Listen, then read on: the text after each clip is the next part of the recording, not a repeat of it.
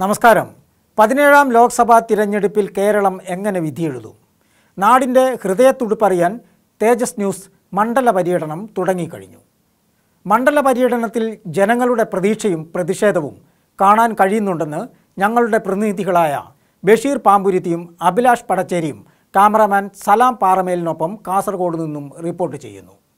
അവർ കാസർഗോഡ് പെരിയ ടൗണിലെത്തിയപ്പോൾ കാണാൻ കഴിഞ്ഞത് നിരവധി സ്ത്രീകൾ ഒത്തുചേർന്നുള്ള ഒരു പ്രാർത്ഥനാ സംഗമമാണ്. രണ്ടു ചെറുപ്പക്കാർ അക്രമ രാഷ്ട്രീയത്തിൻ്റെ കൊലക്കത്തിക്കിരയായ പെരിയയിൽ ഈ പ്രാർത്ഥനാ സംഗമം എന്തിനാവുമെന്ന് പ്രത്യേകിച്ച് പറയേണ്ടതില്ല.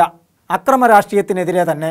KPCC അംഗവും മഹിളാ കോൺഗ്രസ് സംസ്ഥാന പ്രസിഡന്റുമായ ലതിക സുഭാഷിൻ്റെ നേതൃത്വത്തിൽ നടന്ന പ്രാർത്ഥനാ സംഗമത്തിൽ വൻ സ്ത്രീ പങ്കാളിത്തമാണ് കാണാൻ കഴിഞ്ഞത്.